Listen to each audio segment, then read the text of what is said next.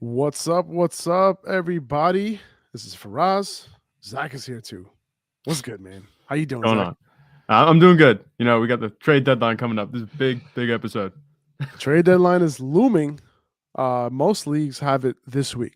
So Yeah. after week 11 in most leagues, and I would check your league settings to see when when the last date to trade is.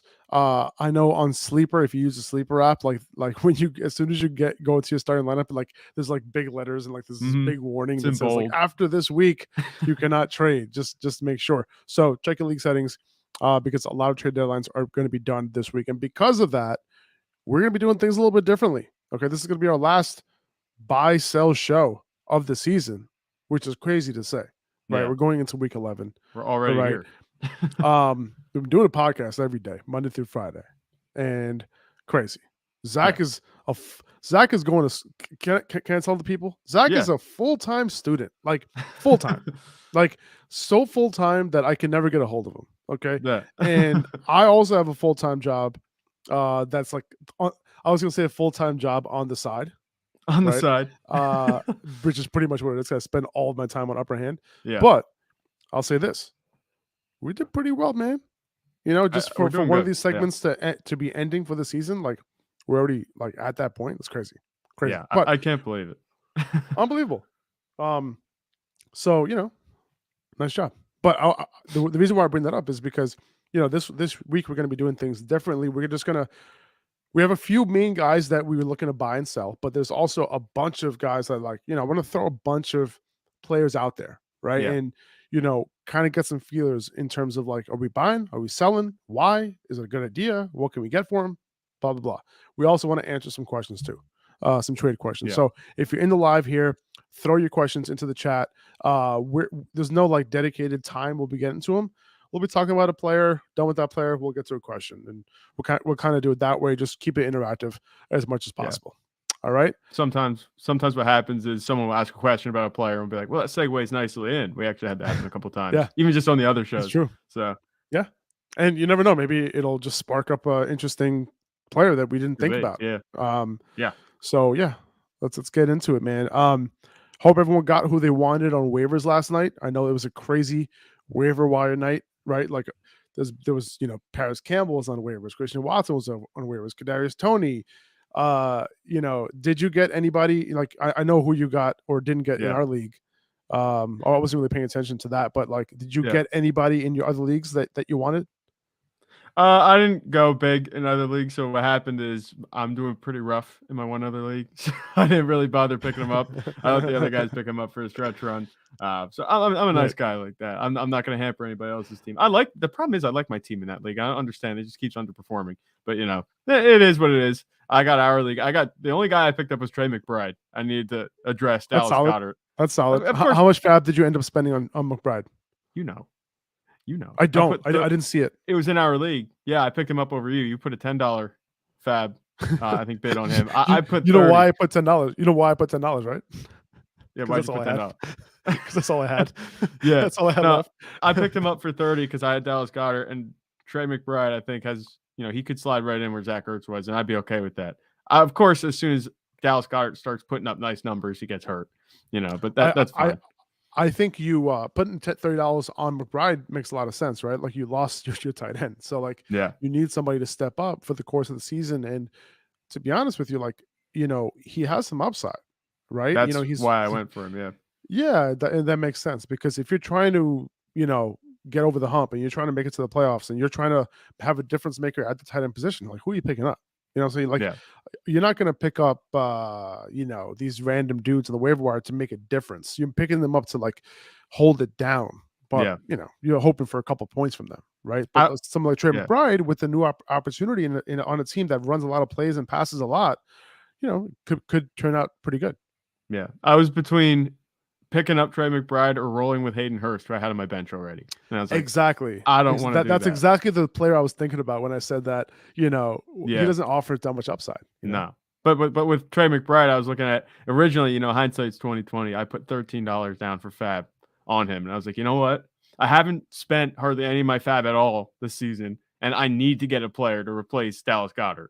Like, just go go do it. Like if you're in a similar situation, if you're sitting on a bunch of fab, what are you waiting for? You know, you're not going to have much else. You have to make the push into the playoffs. Once you're in the dance, you're fine. You know, you can make decisions and deal with problems as they arise. But in order to get there to the playoffs, you know, sometimes you got to make these decisions. And I don't know. We'll see how that works out for me. I would have assumed. Well, listen, I would have assumed people would have bid more on him. You know, because Goddard was lost too. There was a couple of tight ends who got hurt this past week. So, you know, there's not a lot of good tight ends out there right now. Yeah. But anyway, let's move on. We already got a ton of questions in the chat, and we'll get to them, you know. But let's get into a couple of these buys and sells that we have going on. Real quick before I go into these buys and sells, what news should we be covering? Number one, Dallas Goedert. He's going to be out for the immediate future for at least several weeks with that shoulder injury. It happened on that face mask play that we were talking about in yesterday's episode. So that's a shoulder injury. He'll be out for a little bit. Jack Stoll probably is like his backup, but you're not really going to be interested in him. You know, I think what's going to happen now is that the targets are going to be less distributed between AJ Brown and Devontae Smith. So Devontae Smith to me gets a big upgrade here. Yeah. I was thinking about making him a buy, but I thought that one was a little obvious. But yeah, you could definitely go after him. Maybe he's the primary beneficiary, like you said. Jack Stoll, I'm not going to rely on Jalen Hurts to be thrown to him. You know, in difference-making games. You know, it's going to be the receivers that they have. They went out, they got Devontae Smith. They spent a first-round pick on him, and they spent a first-round pick essentially on AJ Brown. They're going to be thrown to them over Jack Stoll, who I don't even know how he got in the league. And I don't want to, you know, minimize his story. Maybe he has some great story, but I don't know how he got in the league or how he's doing on the Eagles. I don't think that he's not going to be a fantasy contributor down the stretch. Yeah, no, I mean, I think buying Devontae Smith could be an option if you're in need of a wide receiver, because sometimes what ends up happening is that, yes, you know that a wide receiver is going to get an upgrade with Dallas Goedert, but what's unknown is how much of an upgrade, right? And the upgrade might be, you know, underrated, right? And I think Devontae Smith is such a good wide receiver. We've seen it this year where when he's targeted, he does his thing. Now, a lot of his receptions have been short ones lately. So that's something to think about. However, you know, with Dallas Goedert out, you know, they're going to be wanting to make some plays downfield outside of just targeting AJ Brown. So I can see Devontae Smith, you know, becoming a high-end wide receiver 2 at his ceiling, right? Not saying that would happen, but I can see him being a solid wide receiver 2 as well, you know, on an every week basis moving forward, because over the last couple of weeks, Jalen Hurts has really, really been favoring Dallas Goedert in the passing game. Yeah. And, you know, we know the type of talent that Devontae Smith is. We're not saying that he's not talented. He can't do it. It's just the way the offense runs. Maybe the Eagles, now that they don't have Dallas Goedert, maybe they start leaning a little bit more on the run. We've seen them do that well before. Obviously, they've become more pass first with the way Jalen Hurts has been playing, but maybe they start to lean on that run a little bit more. That could potentially hurt Devontae Smith and AJ Brown, but I don't think it's going to be that big a difference. You know, Dallas Goedert, he's one of many weapons in Philly. So if you lose one, I think unless somebody else goes down, like you said, the target distribution is just going to get tighter, which might result in better performances for the other guys around him. Kyler Murray, he could miss another week or so, according to Jeremy Fowler. It is a hamstring injury, so kind of makes sense that he would miss another week. So if you were expecting to play Kyler Murray, just stream whoever you were streaming last week. I streamed Daniel Jones in a league. That worked out. I'm streaming him again this week because they're going up against the Lions. So make sure you pick up another quarterback. We're going to be going over our quarterback rankings pretty soon. Something's flickering in here. No, I didn't see that. Is it just maybe it's just me? I don't know. I can't tell. But you say about Daniel Jones being a streamer. I picked up Colt McCoy last minute, and he wasn't that bad. I mean, it was the Rams that they were playing against, but he put up 14 points. I'm okay with that in relief of Kyler Murray. It's only like 5 less points than what Murray would have given you. I would have been ecstatic. If because you're expecting like 5 points. Yeah. We're just starting Colt McCoy. So if you gave me 14, dude, I'll be like, hell yeah. Well, that's where it was, because they said that Kyler Murray was a game time decision. I had him in my lineup up until, you know, game time, and they came out and said that he wasn't playing. I'm like, okay, time to go to the waiver wire. The only guy there was Colt McCoy. There were literally no starting quarterbacks left on the wire. It's just like you had to go with Colt McCoy, and he did fine. So if you picked up Colt McCoy, good for you. You know, keep him just in case you don't have any better options. You might be in a similar situation. Yeah, him doing that two times in a row. Good luck. Good luck. Yeah. It looks like Taylor Heineke might keep the job. You know, even when Carson Wentz is healthy. This really, affects guys like, Terry McLaurin, right? Because, this kind of segues into this episode too. Like, even though we're going to be going back to the news in a second, so we'll be finding a way to segue back into it. But yeah, we talked about it yesterday. Terry McLaurin, has been hyper targeted by Taylor Heineke, and he's put up some big numbers. He's a high-end wide receiver too, with Taylor Heineke at quarterback. But Carson Wentz, spread the ball a lot more. Curtis Samuel was getting a lot more targets. Jahan Dotson was getting more targets. So if they do end up going back to Carson Wentz, I would look for a way to sell Terry McLaurin. Now, there's a chance that Carson Wentz comes in, he shits the bed, they go back to Taylor Heineke, right? Because remember, the only reason why they brought in Heineke is because Wentz got hurt, right? Yeah.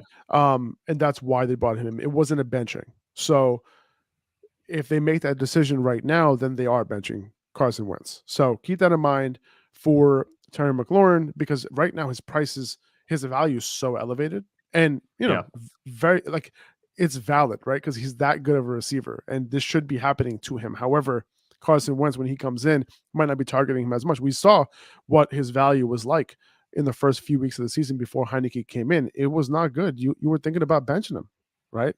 Yeah. So going forward, just keep that in mind. I know you can't trade after this week, but if Heineke's a starter this week, I guess I'm holding on to McLaurin. I would. Taylor Heineke deserves to start. The way that he plays, they've had him around in Washington for a while, and he's obviously conducting the offense a lot better than Carson Wentz was. Maybe Carson Wentz distributes the ball better. That might be true.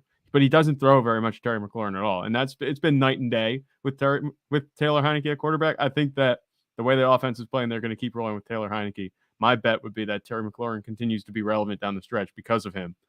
We've seen this every time Taylor Heineke comes into play, that he hyper targets Terry McLaurin, whether he's open or not. It doesn't matter. And that sometimes results in interceptions, and sometimes that results in Terry McLaurin doing his thing. But Taylor Heineke is the good news for Terry McLaurin owners. Carson Wentz coming back in is not good news. No. Taylor Heineke should be playing this week. I'd expect him to continue playing. That's my assessment. Jerry Jeudy surprisingly has a chance to play in Week 11. The way that it was looking, like it went like if you're watching the games, if you're watching Red Zone, if you're watching the Broncos game, it went from, oh no, he tore his Achilles, to all the way now to like he might play this week, which is unbelievable, and it's amazing. Good for Jerry Jeudy. That would have been devastating news for him. I mean, he's had some injury riddled seasons. Like obviously last year he had the high ankle sprain, that really derailed his season. So good for him. Good for him. Yeah. Hopefully he can play. But if he can't, play, you probably have Courtland Sutton as somebody that you could potentially throw in your lineup. Yeah. But let's talk about it, man. Like, let's talk about Courtland Sutton real quick. We can talk about all this stuff at once. Who cares? Courtland Sutton, like, what are you doing with him right now? Are you cutting him? Are you keeping him? He's hardly been playable when Jeudy has been on the field. Yeah. So what do you want to do with Courtland Sutton if you have him before the trade deadline's up? You can't keep him, and obviously, you're not only going to be unable to move off of him because of the trade deadline, but you're also going to be unable to move. You were unable to move off of him before just this little blip, on the radar. Courtland Sutton might be sellable now.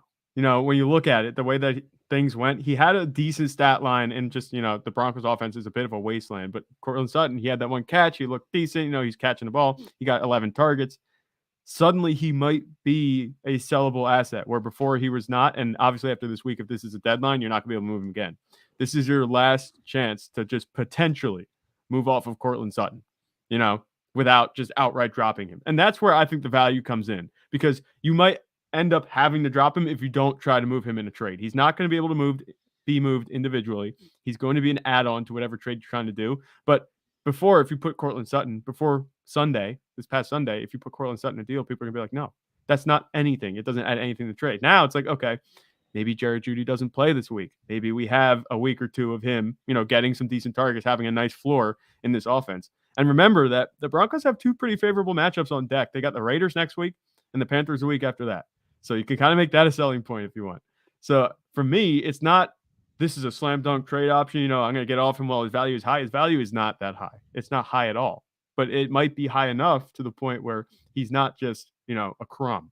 in terms of value. On the side of we talk about main dishes, main hose, that kind of thing, side hose. Any type of discussion that you want to have about how you classify parts of a trade, elements of a trade. He's no longer just a spec. He actually has a little bit of fantasy relevant value now with Jerry Jeudy being questionable. If Jerry Jeudy comes back and plays this week, you're kind of screwed. But if Jerry Jeudy is questionable through this week, you can get a trade off in time for Courtland Sutton. You can get your hands off of him and maybe get something back where after this week, you're kind of stuck with him. Yeah. And Bailey's asking the right questions. It's like, who are you moving Sutton for? And like Zach said, you're not going to move him for one for a player that you can go ahead and start. Like no one's going to do that, right? But what you can do is you can make slight upgrades, right? Like for example, I have Miles Sanders. My trade partner has Dameon Pierce, and he also has no wide receivers. Like nobody. Like he has one wide receiver that he can trust. Outside of that, it's brutal. Yeah, they're going to be desperate for wide receivers. They're going to be desperate for upside. When you saw what Courtland Sutton was doing early in the year, there's a glimmer of hope there, right? So maybe you can move Miles Sanders with Courtland Sutton for Dameon Pierce, because Dameon Pierce has also been underperforming, right? Yeah. And he's something like that, a slight upgrade that makes it better for you, a lot better for you in your eyes, but maybe for the person that has that player, maybe it's just a small downgrade for them at running back. That's how I'm looking at it. And speaking of Dameon Pierce, he's somebody that I'm looking to buy right now. And I talked about it for a couple of weeks, or for the past 2 weeks at least. He's past his bye week right now, which means that you're going to be able to play him all throughout until the playoffs. So if you're looking for somebody to help you out, you're trying to make that playoff run, Dameon Pierce is somebody that you can buy right now because his value is suppressed a little bit. He hasn't scored a touchdown since his bye 4 weeks ago. And like his role is intact. They just signed Eno Benjamin, right? So like everybody who has Dameon Pierce, like 1% of them at least is like, like what's that about? Like, is he going to have a role? Like, I don't think so. Like, not at all. So like, I think those touchdowns are going to come for him, even on a bad offense. We saw them, there, earlier before his bye. And he has a better role now than he did before his bye because he's getting worked in the 2-minute offense. So there's going to be games where he's going to blow up, and I want to get him now before he does. He plays a role, and he's talented enough where he could be a low-end RB1. But right now he's being valued as like a solid RB2. So he's somebody that I'm looking to buy right now. With a lot of these guys we're talking about selling, you can potentially package them up to get Dameon Pierce.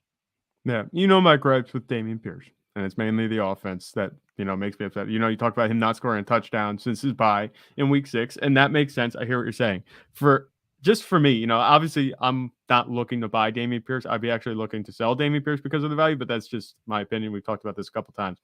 But as the Dameon Pierce, seller, I can tell you this. I'm not worried about them signing Eno Benjamin. And I know you said that the same thing. If Eno Benjamin's going to take snaps from anybody, it's going to be Rex Burkhead. This is the Texans trying to get younger. They have Rex Burkhead as their pass catching back, but Eno Benjamin's going to be, a lot younger, a lot more dynamic. Obviously, Rex Burkhead can get it done, but he's not going to be chipping into Dameon Pierce's workload. Dameon Pierce is clearly the guy. Dameon Pierce, his underproduction hasn't been his fault. It's just the way the offense has played. And that's my problem. The offense isn't going to suddenly get better the rest of the way. So I'm tempering expectations still with Dameon Pierce. He can do his thing, obviously, because he's talented, but I just don't think that the touchdown upside is there enough for me to rank him as like an RB1 rest of the season. Even a low-end RB1, I don't think he meets that criteria for me just yet, the way the offense is playing. The touchdown upside isn't there.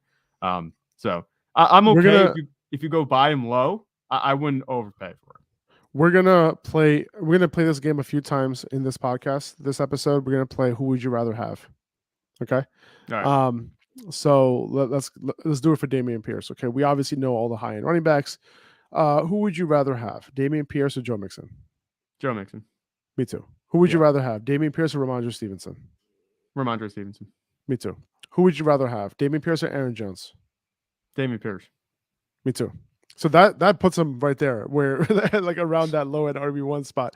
Who would you rather have? Him or Fournette? Dameon Pierce or Fournette? The way Fournette's been playing, I want Pierce. Earlier, if you asked me this question 4 weeks ago, I would have said Fournette. But obviously, who would you rather have? Kenneth Walker. We both rather have Kenneth Walker. Who would you rather have? Him or Etienne? Rather be Etienne. Etienne. Who would you rather have? Him or Jonathan Taylor? Jonathan Taylor. Okay. Yeah. Do you disagree? Who would you rather have? Him or Miles Sanders? No, I don't. Dameon Pierce.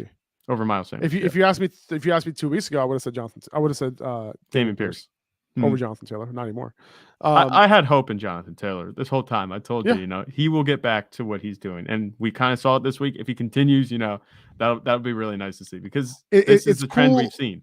I have a league where I traded for Jonathan Taylor like 2 or 3 weeks ago, and I got him at a good deal, and I have Christian McCaffrey and Jonathan Taylor and Travis Etienne, and when I see those 3 running backs together in that lineup, I'm like, wow, like how did this happen? Because it was like the 101 and the 102 in this year's drafts. Like I have them on the same team, and we'll talk about Jonathan Taylor in a second, okay? And we can talk about him next. But real quick, I'm just looking at any other guys. Okay, who would you rather have, Jeff Wilson or Dameon Pierce? Dameon Pierce. His role is so much more locked in. I know Jeff Wilson. Jeff Wilson's there, and he looks good in Miami, but he's just not. So the workload's not going to be there. Out of all the guys that we mentioned, who would you rather have, Dameon Pierce or Devin Singletary? Oh, Dameon Pierce by a mile. Okay, so I think we mentioned enough running backs to where you can potentially upgrade some of the running backs that we just mentioned that we prefer Dameon Pierce over. You know what I'm saying? So we could you could have that running back that we didn't like as much as Dameon Pierce, plus another piece that you don't really care that much about to upgrade to Dameon Pierce. Grab one of your bench players, put him in your flex, or grab someone off the waiver wire, put him in your flex, whatever. I'm sure you guys have guys in your bench that you can throw in your flex if you have to. That's how I would play it. That's how I'll play with Dameon Pierce. Okay, let's get back to the news. I had to go. So I kind of like how we're doing this. The Bengals are hopeful Jamar Chase will return in week 12. So there's a good chance. If that happens, like if you bought Jamar Chase cheap, like you're happy, right? Because who knew what this situation was going to look like, if he was back or not. The good news for me is like he played really well, in that game when he got hurt, and like, I think this was more of a precautionary thing to like not derail his career, type of situation. So I think that, that's great news that if he's able to come back, that'll be amazing. Let's see. I know Christian Watson, a couple people were concerned about an ankle injury on Monday. He participated in full on Tuesday. So don't worry about that ankle. He's good to go this Thursday. A lot of people ask about Randall Cobb. Will he make an impact on Christian Watson? No. Don't make that decision. Don't overthink it. Decisions based on Randall Cobb. I'm starting Christian Watson as like a wide receiver 3 this week. Remember that Aaron Rodgers was adamant about having Allen Lazard on the team. And what's he doing? And we know that Randall Cobb and Aaron Rodgers have a bit of a connection from way back in yesteryear. But don't worry about that. Christian Watson's the most dynamic receiver there. Don't overthink it. Yeah. Najee Harris is dealing with a little bit of a knee discomfort. That's interesting. It doesn't seem like it's going to cost him to miss any time. But Jaylen Warren is going to stay involved this entire time. Let's talk about Najee Harris real quick, man. I feel like his last game when he almost had 100 yards on the ground, a little fluky, I would say.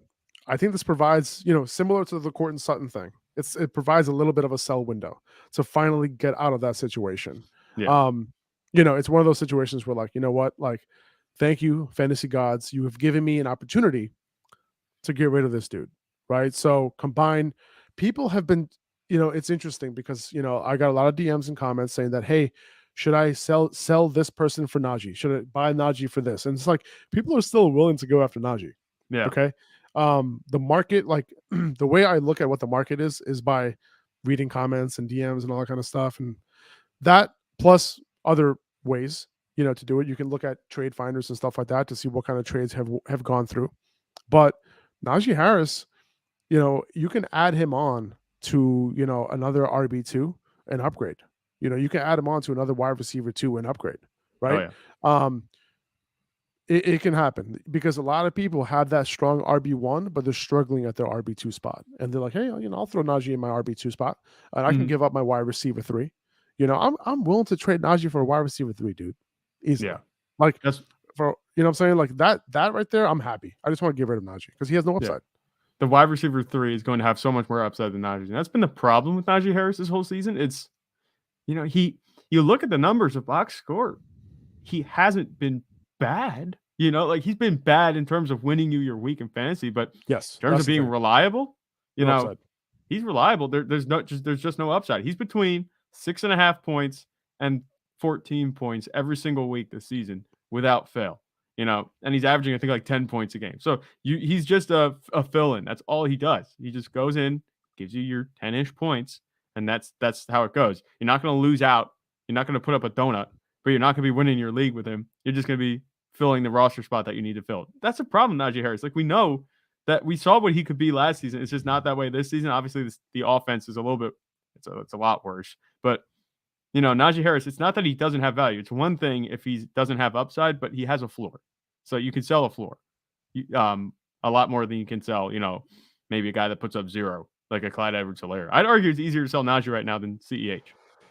You can't sell CEH for anything right now. Maybe you can't even get a bag of chips, dude. Even before this week, this past week, I think it would have been easier to sell Najee Harris as an add-on, especially in the Clyde Edwards-Helaire, because he's up and down. Where Najee, he's steady, at least. Yeah. He's steady, but, this is like an opportunity. Just do it. Don't get it twisted. We're not advocating for Najee in your lineup. But, yeah, sell. Definitely. Similar situation with Brian Robinson, right? Like, yeah, he kind of provided a little bit of a sell window as well after that game on Monday night. Mm-hmm. Yeah, he had 26 carries, which came out of nowhere, at least for me. I was like, what's he doing getting 26 carries? Going into the game, you wouldn't expect him to have a lot of carries because you figure Philly would be up in this game, pretty easily. But that wasn't the case.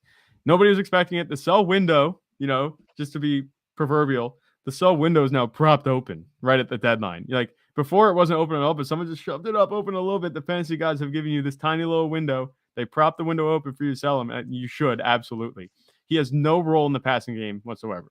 Don't get any upside twisted. Don't expect him to have the upside of a pass catching running back. He's not going to get that. That's Antonio Gibson's job. The bet for fantasy production in this backfield is going to be the guy that catches patches. That's Antonio Gibson. The touchdown last week. Did you just say the guy who patches casses? Did I say that? I don't know. I'm talking. Maybe fast. That's what I just heard. But catches passes in this backfield. Yeah. Mike, if you let me know if like the next time you hear it, our producer, let me know, please, because I want to get that clip. Okay, thanks. Anyway, go ahead, Zach. I'm sorry. Yes, you're gonna have the video guy slow it down. I remember he did the same thing to you a couple weeks ago. But the touchdown that Brian Robinson scored, that was the icing on the cake for this performance. He got a bunch of carries, but the touchdown sweetens it up to the point where you can sell now. He's a tough runner. He'll continue to see the ball down the stretch, but scoring upside is not going to be there. He has 2 touchdowns in as many games as he's played. I think it's been like 6 games since coming back, maybe 5 games, something like that. But he's all empty yards. He'll get the rush yards on the ground, but he's not going to have any receiving upside. He's not going to have any touchdown upside. He's the early down back, and it's the worst type of early down back. I'm with you, man. Antonio Gibson is, he has that 3-down role right now, and there's not going to be games where these guys are going to be combining for 40 carries. It's not going to happen. So I'm with you, man. Let's sell Brian Robinson, move him. These are not the type of backs that you want on your roster. Straight up. Have some value, get some more upside, and combine these guys 2 for 1 for upgrades, and let's make that playoff push. He's not going to help you make that playoff push at this point. Right. Let's get into some trade questions, dude. This is a start. This is a drop question, pickup question. IFA is asking the trade questions. That we would you drop Knox for McBride? Yes, just do it. Yeah, the upside is so much higher with McBride. We've seen what Knox can do, and he's in a good offense. Josh Allen's throwing it, but he's targeting Gabe Davis. He's targeting Isaiah McKenzie. He's targeting Stephon Diggs, even Devin Singletary sometimes more than Dawson Knox. Joseph Jasek is asking, would you trade Jonathan Taylor for Ramondre Stevenson and DeAndre Swift? This is a good question. I like this question. I would say that Ramondre Stevenson is a low-end RB1. Yep. Right? That's where I have him. Jonathan Taylor, I want to talk about his role this past week, with Naheem Hines out. Jonathan Taylor, had a really good role this week. So, but let's just answer this question first before I really get into it. Let's just dive into it now. Why not? Without Naheem Hines, Jonathan Taylor had the every down role. He was the bell cow. Jonathan Taylor has never played a bell cow role. He played a workhorse role. He was the every down. He was like the early down guy, the every early down guy. But Naheem Hines was always playing the 2-minute snaps. A lot of these 3rd and longs. Naheem Hines was the guy on the field. In this game, Jonathan Taylor was on the field for all of those. And if you think that Deion Jackson is going to come back, he is a replacement level type of player. He's a jack. Okay, he's not going to be taking Jonathan Taylor off the field on passing downs. The guys who can take Jonathan Taylor off the field and passing downs are guys like Naheem Hines, guys like J.D. McKissick. Who else are these type of guys? Like, the passing down specialists are the guys who are going to be able to take Jonathan Taylor off the field. Other than that, it's not going to happen. So I would not expect Deion Jackson to do that. With this role, if Jonathan Taylor is Jonathan Taylor again, like, he might have a serious run to end the season. Yeah. Because he is going to be in line for more catches. He is going to be in line for obviously his early down role, which he did his thing. Those big plays are back, maybe. Like he had that looked vintage Jonathan Taylor to me last week when he vintage had that big Jonathan Taylor, and he's 23 years old. Yeah, dude. I mean, like, listen, these running backs, like, careers are so short that, like, 1 year is like, an eternity for these guys. At least in their fantasy prime. Yeah. So the upside for a high-end RB1 for Jonathan Taylor is still there now. Believe it or not.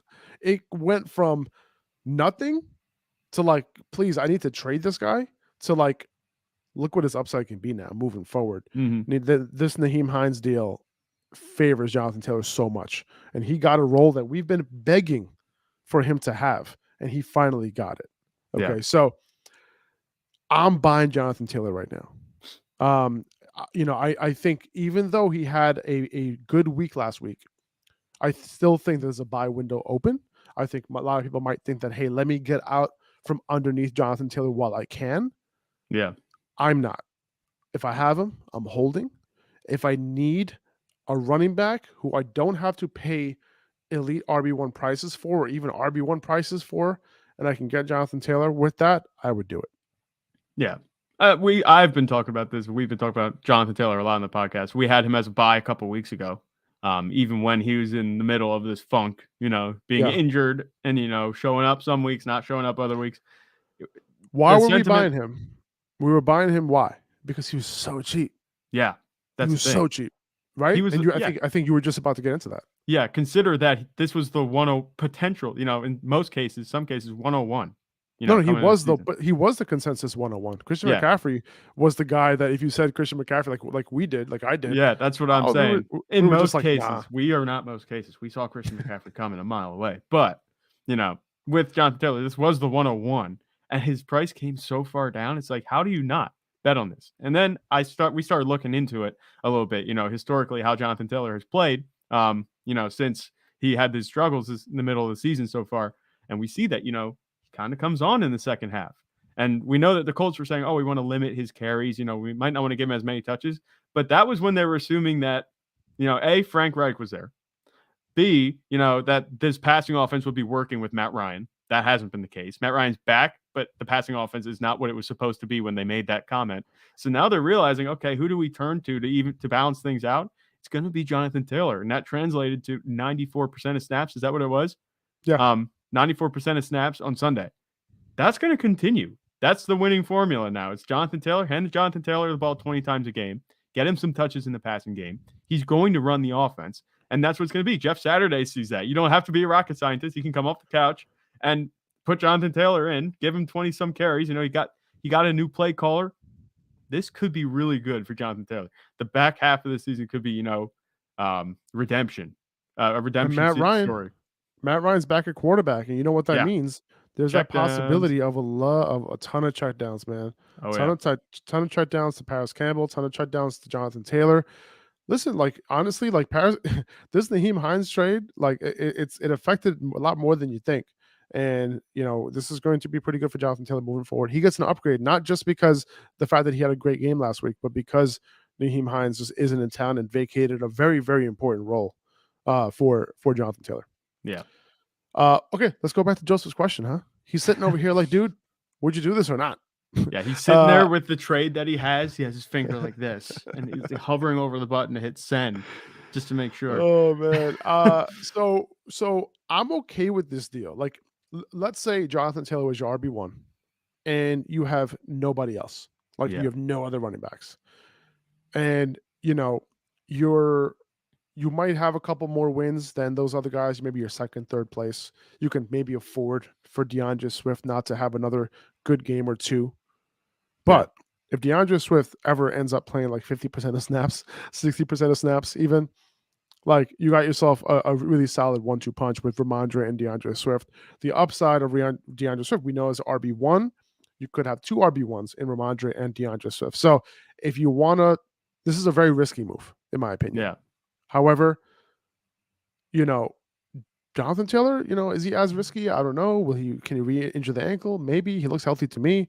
That week off seemed like it was pretty good for Jonathan Taylor. That was a good move that they sat him that week, despite him practicing a little bit.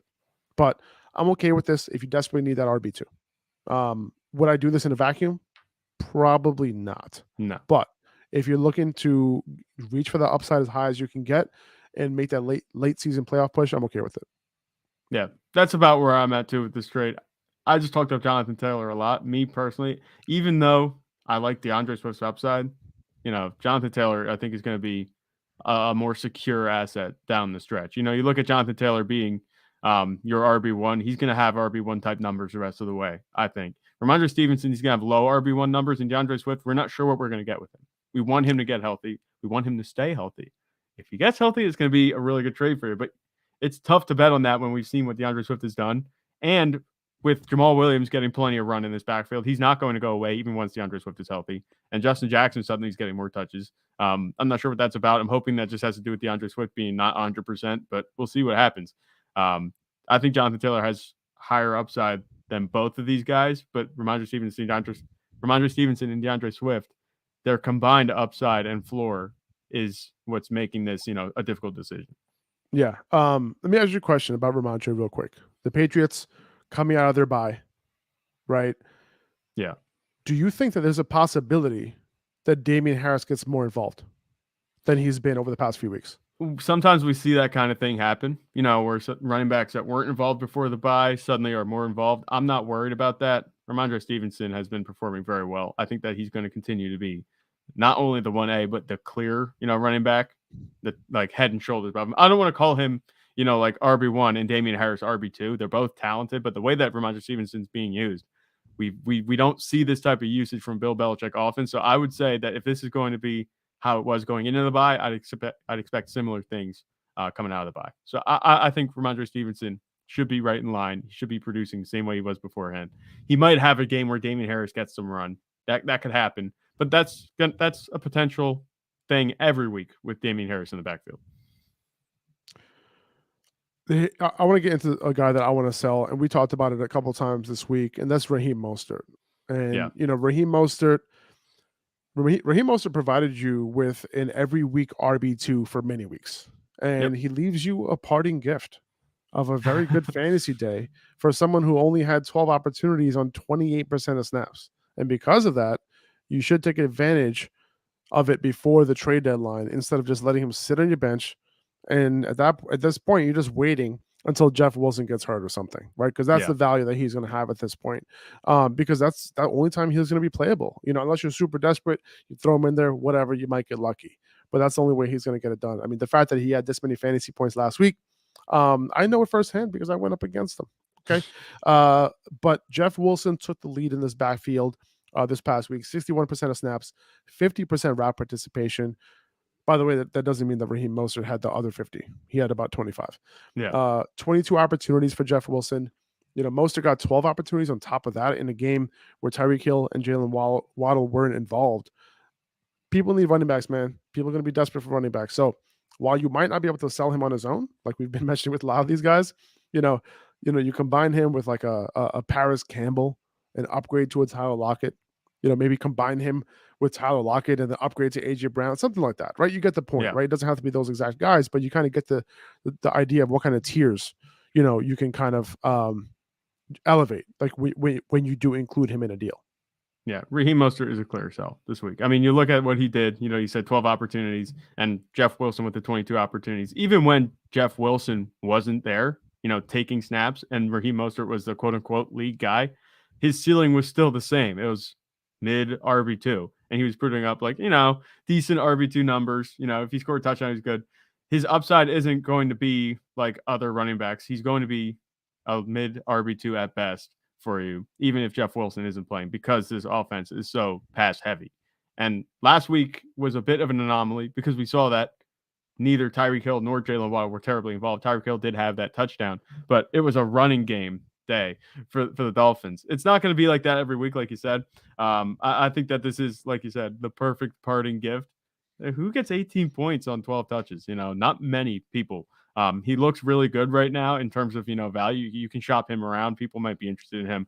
I wouldn't expect this to continue at all. I think Jeff Wilson, if anything, might continue to put space between him and Raheem Mostert.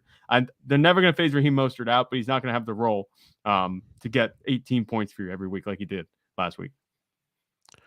Yeah. I don't think we mentioned on this podcast that Cooper Kupp is going to be going on injured reserve. I think this happened yesterday, right? So we knew that he was going to be out for a while, but we didn't know that he was going to go on IR. He's going to get ankle surgery today. Maybe he had it already, but he's going to go on IR. He's probably going to be back. He can be back in 6 weeks, but if the Rams have a terrible record by then, who knows if they'll even bring him back? What's the point? Yeah. Right. So there's a chance that he doesn't play again this year. It's very possible. Yeah. Now, we talked about it briefly last week.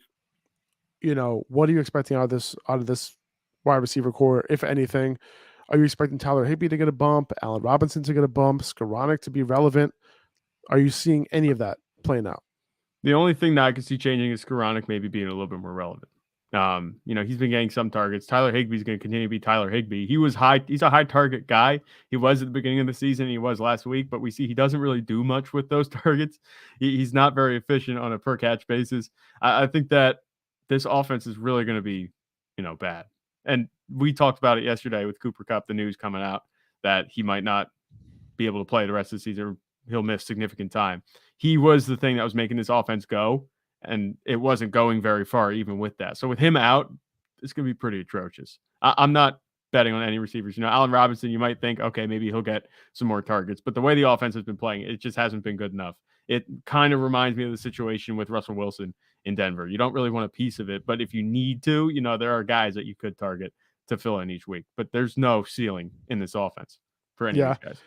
And, if you have Cooper Kupp, hopefully you were able to grab someone like Christian Watson, someone like that off the waiver wire, Paris Campbell, just to kind of fill it in, don't give up. You're not going to get a guy to fill in that production, but at least you can try to get some wins and scratch by. You never know who's going to have a big week in your lineup, right? So don't give up just yet. A friend of mine was like, "Hey man, who did I replace Cooper Kupp with?" Yesterday, he texted me. He gave me he sent me a bunch of screenshots of waivers and other players' teams, and I was just like, "Dude, you lost." Yeah, not the advice I'm giving you guys though. No. Jameis Winston has a chance of starting this week. Just in case you have Chris Olave, that might be good news. Rashad White, Greg Allman, who works for The Athletic, he's one of the most popular Bucs beat reporters. He said that he believes that Rashad White will retain the Bucs starting job. Someone asked him that question on Twitter. And yeah, he said that he believes that Rashad White retains the starting job. It doesn't mean that Fournette won't be involved, but that Rashad White will get another start. So that's very interesting. If you picked up Rashad White off the waiver wire this week, it was too late, but at least you got him. Yeah. Bottom line with Rashad White is he's not a handcuff anymore, and he had standalone value a little bit before, but now it's pretty much locked in. Even if he starts and Leonard Fournette, gets some carries, he has standalone value. So you're fine. This is a win for you if you picked up Rashad White. If you listen to us when we said pick up Rashad White every single week, you're sitting pretty right now. Yes, sir. All right. What else do we have? I want to get feelers on Joe Mixon, right? Mm-hmm. See what you can get, right? He just had that 50-point bomb the other week, and I want to get some feelers because there are a lot of running backs I prefer over Joe Mixon. His role didn't change at all. He doesn't play third downs. He's still coming off the field. He's not getting 80% share. Jamar Chase is going to come back soon. There's going to be a couple, maybe the offense gets better. He gets more goal line carries and stuff, and he'll get those touchdowns. But there are a few running backs I prefer over Joe Mixon, and I might be able to do a couple of these deals 1-for-1. And let's play the game. You ready to play the game? Yeah, let's do it. Who would you rather have, him or Austin Eckler? Austin Eckler. Christian McCaffrey or Joe Mixon? McCaffrey. Barkley or Joe Mixon? Barkley. Nick Chubb or Joe Mixon? Chubb. Henry? Yep. Jacobs? That they're very close. I value them very similarly. I might give Joe Mixon the edge in this one. I might. Okay. Because we saw Josh Jacobs get that, ultimate role for 3 weeks, and then it just kind of faded off. He's not getting that right now. He's still producing a little bit, but it's more in line with what I expected. He's cooled off a little bit. I would go with Joe Mixon. Alvin Kamara? I'd go with Kamara. Okay. Let's see. Hey, we're looking for justification. That one was pretty easy. Dalvin Cook? Dalvin Cook? Yeah, Dalvin Cook. Easy. Yep. Okay. So here we go. So guys, there are a couple guys here that I think some people might say okay to those 1-for-1 deals. Yeah. Kenneth Walker? I'd actually rather have Kenneth Walker. That's me too. Me, though. Yeah. Me too. So yeah, if I would do 1-for-1, I would trade Joe Mixon for Kenneth Walker today. Travis Etienne. Etienne. Will you be able to do a 1-for-1 deal? If it's 1-for-1, yeah, I would. Maybe if someone has Etienne, and listen, I would get feelers out for Etienne right now, because if you can afford it, take the hit on Etienne's bye week this week, right? Because he's on bye right now, and if you can afford it, and someone needs a running back and they need to make the playoffs, they might trade you Mixon Etienne 1-for-1. Yeah. So I would try that. I would definitely do that, because Etienne's an every down back. Let's see. So we already got a couple options that you can trade Mixon for right now. Jonathan Taylor? I'd rather have Taylor. Me too, man. So you can, dude, I feel like it would be pretty easy. If you offer the Jonathan Taylor manager Mixon for Taylor, they would accept that shit. Yeah. And that would be huge. I think a huge win for you. Because now I was high coming into this podcast talking about Jonathan Taylor, but now I talked myself even further into Jonathan Taylor. That he's going to do he's going to do Jonathan Taylor things this back half of the season. It's going to happen. He's going to do it. Maybe you can get Jonathan Taylor and a wide receiver 3. Maybe maybe you be a little greedy and see what you can get. Okay, good. So I'm glad we got some feelers off of that. I think another running back. Yeah. Sorry, go ahead. Before we go, Joe Mixon. I think you could be a little greedy with him coming off a 55-point performance. Yeah. You know what I'm saying? That gives you extra runway to get that. Hey man, he's the overall RB2 going into this week. Yeah. You want to trade for him? Okay, so there's another guy that you want to get some feelers on, right? In terms of buying. Yeah. And that guy's name, I'm calling it a heat check. You want to check out Christian McCaffrey right now. 100%.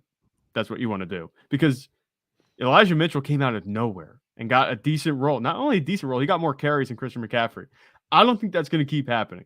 I think that was just, we got Elijah Mitchell back, and, we want to use him. He's been in the system, and he knows how to run the ball. Christian McCaffrey is going to continue to be Christian McCaffrey. But because of that, you might have some Christian McCaffrey owners panicking, like, he's not going to have an every down role anymore. Like, this is uncharted territory, like we said earlier this week, with Christian McCaffrey suddenly having touches vultured from him. Like, when does that happen? It never happened in Carolina.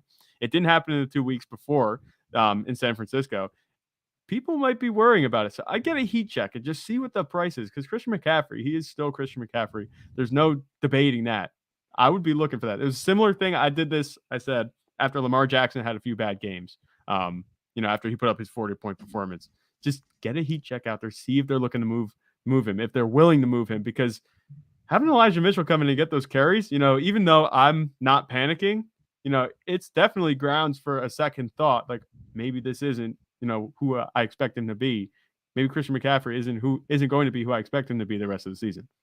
Yeah, I mean, he's still a top 5 running back, regardless. And people might panic because he only had, he didn't have that many fantasy points, like 15 fantasy points, something like that. So that's like a RB2. Yeah. So if people are expecting that, like correlating that number with the workload, they're not going to be happy, and they're going to be willing to make a move, right? Yeah. So like if I had Joe Mixon, I would send Joe Mixon for Christian McCaffrey and see what happens. Oh yeah, that would be quite the move if you could get that. But you You never know. Even okay, if they say no, okay, cool. Like Joe Mixon, I'll give you a little bit of something else. Maybe another Mhm. wide receiver 3 because you have wide receiver 3 troubles. The trade deadline know, can get crazy. The fact that it's a trade deadline might make people a little bit more, loose and they open to want to move. make a move. Yeah, Everyone wants to make a move, man. Okay, got a sleeper alert. I got to see what it is. yeah, it's Dallas Goedert. He's on Dallas IR. Goedert. He is on IR. He's going to be out for at least 4 weeks. So that tells you what you need to know about him. He's going to be out for a while. You're going to have to make a playoff push without him, unfortunately. If you guys didn't see our post on Instagram yesterday, Zach made this dope ass graphic. Basically, talking about, and we collaborated on the content itself, obviously, but we talked about a bunch of tight ends who you could potentially, trade for or pick up on the waiver wire, right? Obviously, waiver wire is already passed, but guys like Cole Kmet, Trey McBride, Hayden Hurst. Do we have any news on the Twitter on the Baltimore? I'm going to twitter.com and I'm saying Twitter. On the Baltimore practice yet? Like, did Mark Andrews practice yet? I don't think we have anything from Not that. yet, Usually right? that kind of rolls in right about like as soon as we get off the podcast. Yeah, 1:00 Right. is usually when it starts to roll in. Yeah, exactly. So, so we didn't get it yet. Yeah. But keep an eye on that because if Isaiah Likely is on a lot of waiver wires right now, he's a free agent, obviously after waivers passed. So just keep an eye on it because if Mark Andrews doesn't practice today, I'll scoop his ass up just in case. I don't think it's a guarantee Mark Andrews plays. Maybe he gets a full practice in today. I don't know. But, when, their head coach was talking about it, he didn't seem like, yeah, he's definitely come back this week or anything like that. Yeah. So he's leaving that door open. So just keep that in mind because he would be a very good play this week. Yeah. And you talk about going to the waivers, the post waiver window. Sometimes that's like my favorite place to go because you won't affect your waiver priority at all in your league, depending on how your priority works and your waivers work. But that's one of my favorite spots either. You just kind of vulture players, which I will totally do, especially if they're a couple of weeks out. Maybe they're injured and you're not gonna find big names on there. But if you have a guy that's injured that was a contributor, I just kind of scoop them up under the radar. Everybody else will get caught up in the massive, recap of the waiver wire transactions, and then just under the radar you'll see like, what's it called? I added this player. Like, just do that. That will save you a lot of time, especially if you're not in a dire need of a player. Just wait it out and see how it goes. That's one of my favorite things to do because you can give yourself a lot of help that way without affecting your potential to add the star players when they come around. Yeah, Q picked up Kmet to replace Goddard. That's solid. You know what I'm saying? That's what you want to do. A guy that I'm looking to buy right now is Pat Freiermuth. Just in his first game back, I'm sorry, with his first game without Chase Claypool, 27% target share. He got a ton of air yards in this game. He's going to be one of the top targets in the Steelers offense. He underproduced on his receptions and his targets. So, he didn't have a huge fantasy day, but he's somebody that I'm looking to buy right now. He's a top 5 tight end rest of season. Yeah. Like Pat Freiermuth. And that's funny at this point because Dallas Goedert's out, Zach Ertz is out. So who would you rather have? All right. So like Travis Kelce, Mark Andrews, TJ Hawkinson. But that's it. We just lost 2 George top Kittle. 5 tight ends. Yeah, George Kittle, I guess you could say. And then Pat Freiermuth. Like, those are the top 5 right there. And after that, good luck. Yeah, that's what it's going to be because the tight end position was already a crapshoot. And now you're missing a lot of talent at the top. People are going to be scrambling, and it's just going to be a streamer central as if it wasn't already. Pat Freiermuth, I like the way he plays. He is a dynamic talent at tight end. He's a big guy. And, the Steelers outside Deontay Johnson and George Pickens, Kenny Pickett's going to have to rely on somebody down the seam. That could be Pat Freiermuth. He's a good tight end. The production hasn't exactly been there, but he has a chance to really kind of, pop off the stat sheet now and really just, be valuable with the way the tight end landscape is with these 2 guys out. For sure. 88% route participation, 27% target share in his last 3 games, 21%, 18%, 27% target share. So like he's getting it done, and on a per route basis, he's getting targeted. So I think for the rest of the season, I think he's in your lineup every week, no matter what, regardless of matchup. Yeah. Dalton Schultz. Thank you, Jerry. Dalton Schultz is up there as well. So I would consider him part of that top 6. I might like Dalton Schultz a little bit more than maybe Kittle, I would say, for the rest of the season. Because first floor, right? He's going to have that. There's so many targets in San Francisco. that, Dalton Schultz, I think, he's probably the second target behind CD at this point. Dak and there's going to be games where he out targets CD. I know, because the Dak just loves him. Yeah. Go ahead. I got this question here from F. Don't tell me it's Faraz. I traded Pittman and CD for Diggs, and low-key regret it, but I have JT also, so I didn't want two Colts. That makes a lot of sense. And honestly, Pittman and CD for Diggs, I would do it today. Yeah, you could diversify that way. I like CD rest of the season, but that might just be the Cowboys fan in me. He looked really good against Packers, and he's really the only target there outside, like you said, Dalton Schultz and Dallas's offense. But Diggs is he is a high-end wide receiver one. Pittman and CD, they've been producing, up until last week, Pittman and CD were producing kind of similarly. They were like mid to low wide receiver too. So I like this trade. I wouldn't regret it. I'm not regretting this trade. You might have a little buyer's remorse, but who doesn't after every trade? You're like, oh, well, they've been on my team for a while. You feel bad, but it'll happen. You'll be fine. Please start Diggs. Yeah. Okay. Let's see what else. Let's get to a couple trade questions here before we hop off. Nick is asking, trade Rachaad White for DeAndre Swift. Would you do it? Would you trade Rachaad White for DeAndre Swift right now? One is on his way up. One can't find his way up. So what are we doing here, Zach? I would. I think that's a really low price to pay. Chances are you've had Rachaad White on your team, on your bench. Especially if you listen to us, we told him, put him on your bench, waiver wire, get him. You haven't been starting Rachaad White. Swift is going to do the same thing for it, but I think Swift's upside is way higher. And even though Rachaad White, we talked about him maybe getting a starting role over Leonard Fournette, but Leonard Fournette is still going to be there. I think Swift has a bit higher upside, but that's just it comes down to personal preference. The key of this is what you just said, and Leonard Fournette's still there, right? If he wasn't there, if he was hurt, if he was going to be out for longer, I prefer Rachaad White. You know what I'm saying? By a lot. But Leonard Fournette is going to be there, right? And Leonard Fournette plays a lot of the same roles that Rachaad White's going to play. Swift, he doesn't need to have the full role in order for him to be a huge, factor, right, in your fantasy league. So I'm okay with this. Here's how I would deal with it. If I need a win, if I need to go straight through to get wins every single week to make the playoffs, I would not make this deal. I would keep Rachaad White because, actually, Rachaad White's on bye this week. So complications, that's tough, right? Complications. DeAndre Swift already had his bye. So now it becomes complicated. Yeah, I think I'll make this deal. I think I would do it for the upside. Yeah, that's what I think. That makes sense. It's tough because, I really like Rachaad White's upside, and I think, he has more upside than Swift if Leonard Fournette were to go down, but he's not. Yeah. I don't think Fournette just gets benched completely. No, he's not going to. They're not going to just bench him outright. That's not how it's going to work. Q is asking, do I try to sell David Montgomery?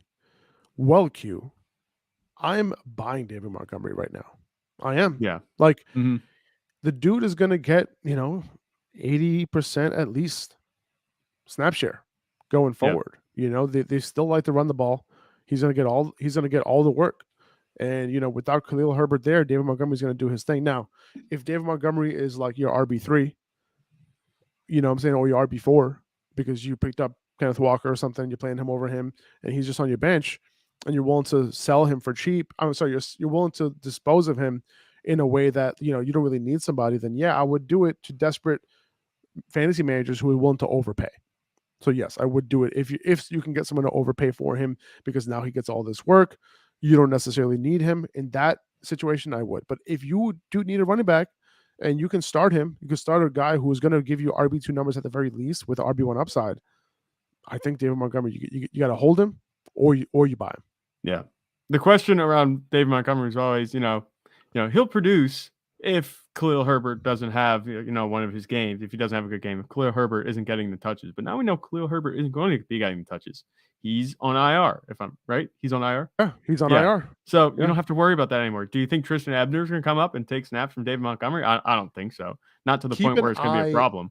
I don't think it's going to be a problem because if Tristan Ebner does come in, it's going to be on passing downs, and Justin Fields doesn't he's going to run it now. That's how it works. That's the thing. A big reason why I was avoiding Bears running backs was because Justin Fields is just doing it all right now. and he's going to continue to do it all the way that he's been playing, that's going to hurt the upside of these running backs a lot, because if you can run the ball for 10 yards to a clip with Justin Fields, why would you ever do that? Why would you ever hand the ball to a backfield to a running back, when Justin Fields doing it all for you? The upside was capped, the touchdown upside, especially when you go to the red zone. They run Justin Fields on QB power twice, in every 4-down set. I wasn't big on the Bears running backs, but now that there's less distribution, somebody has to be carrying the ball. It's going to be David Montgomery. Just remember what David Montgomery did last year. You know what I'm saying? At the end of the year, like he was a league winner. Could be a similar situation. Could be a similar situation this year. Could be. Let's get into it, just like maybe one or two questions, and that's it. And then we're gonna wrap it up real quick. I got one more buy that I had. Oh, let's hear it. Let's hear it. Yeah, Justin Herbert, people, needs to be bought moving forward 100%. I don't know. I know that he's been disappointing. If you have him, just stick with him. If you don't, go get him, because he's going to be super cheap. He scored less than 13 points 3 of the last 4 weeks. He's a high-end QB2 in total points right now. I think he's a QB 14. He has a really good stretch of matchups coming up going into the playoffs. You have week 15. You have Kansas City in week 11, Arizona in 12, Las Vegas in 13, and Miami in 14. That is a fantastic stretch. Mike Williams and Keenan Allen, they're supposed to be practicing this week. They should be making their way back. His price is as low as it's going to be moving forward. His talent has really buoyed his fantasy relevance. You look at the way he plays. He's playing with no weapons, but he's still relatively getting it done. He hasn't left you out to dry at all this season. He's had over double-digit fantasy points, I think, every single week. And for comparison's sake, Derek Carr would not be fantasy relevant if Devontae Adams missed time. Justin Herbert has been fantasy relevant without Mike Williams and Keenan Allen. When they come back, and they should be coming back in this next week or two, he could get right back to where he should be, what we wanted him to be with Justin Herbert. His price is super low right now. Yeah, I like it. And if he does get his wide receivers back, it's a wrap. Yeah, it's a wrap. That's what it's going to be. I'm with you, and that's the hope. I hope he gets his wide receivers back, because that's going to mean the world to him, especially Keenan Allen. Because even with Mike Williams, he wasn't putting up crazy numbers. Now, I have a question for you.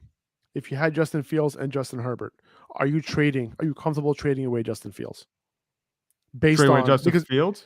Yes, because you can't trade away Herbert right now. Right? It's hard to trade away Herbert. It's easy to buy, but it's not easy to sell. But you like Justin Herbert moving forward, right? Yes. And you think that he's going to be a lot better for you. But you can get a lot of value back for Justin Fields right now. Would you try to do that? I think you could. Because assuming this is a 1 QB league. If this is 2 QB league, obviously they're starting both of them. And that's kind of the situation I have in one of my leagues. But if this is a 1 QB league and you're comfortable betting on Justin Herbert, which I am, you could get a huge haul right now for Justin Fields, the way that he's been playing. And as long as he has those 2 back-to-back 40-point performances, right there on the game log, that's going to look great. You could get some really nice weapons elsewhere on your roster, because chances are you took Justin Fields to be your starter. Not Justin Fields, Justin Herbert to be your starter, and Justin Fields just happened to do this.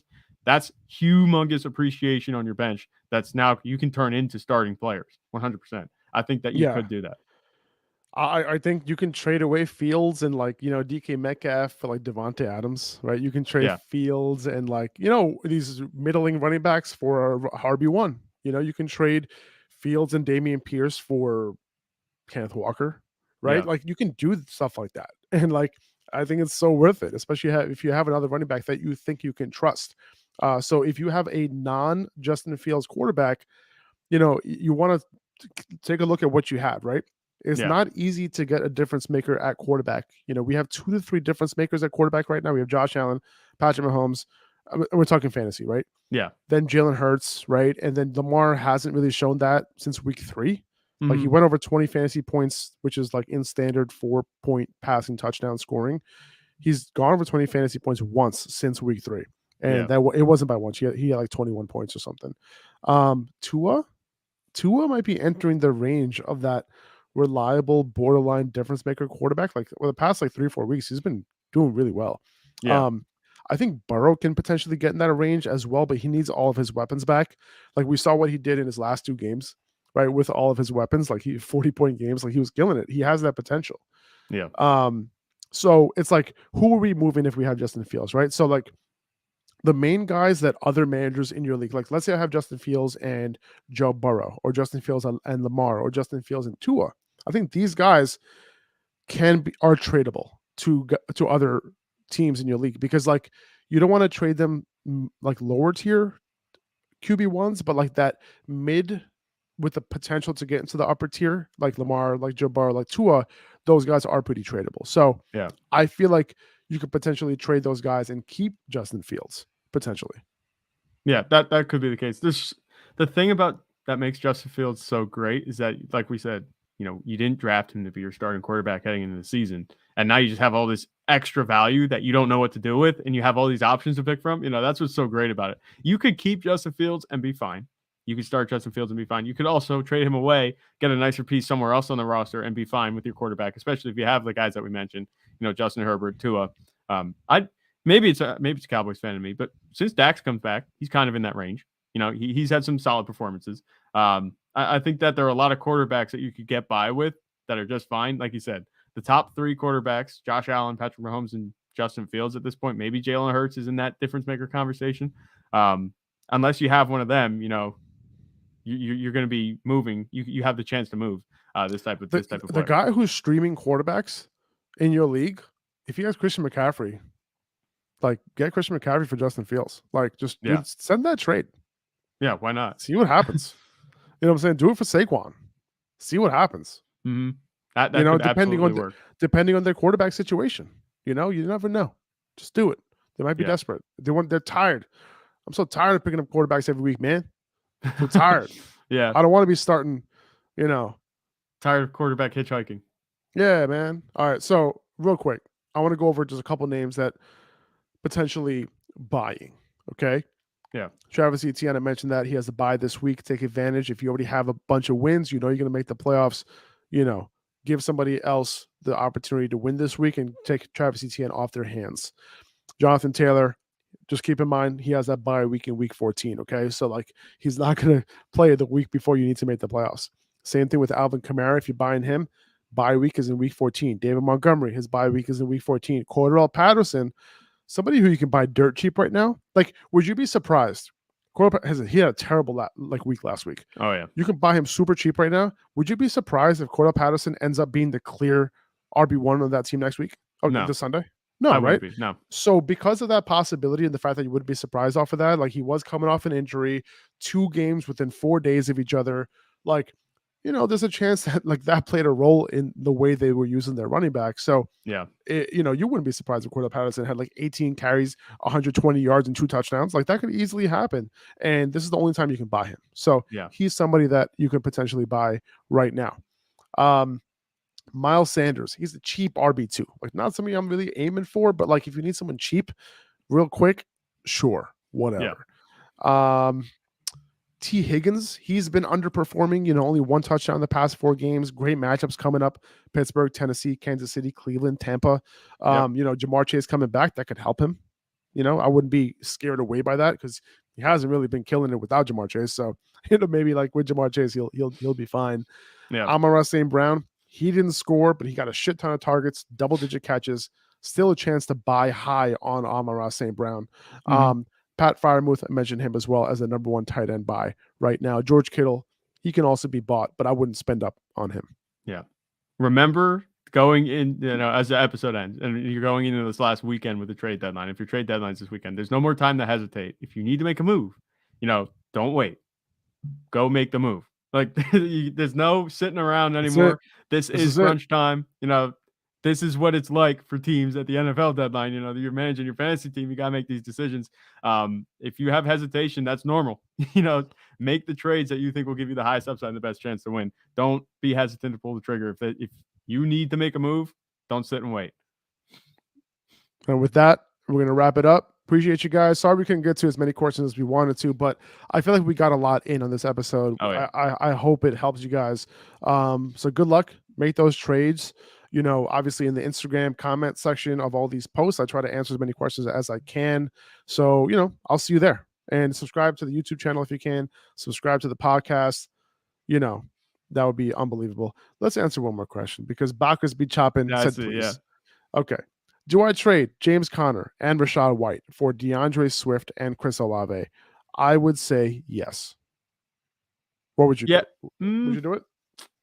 Trade James Conner and Rachaad White. You get DeAndre Swift and Chris Olave. With Jameis Winston coming back? Yeah, James Conner looked good.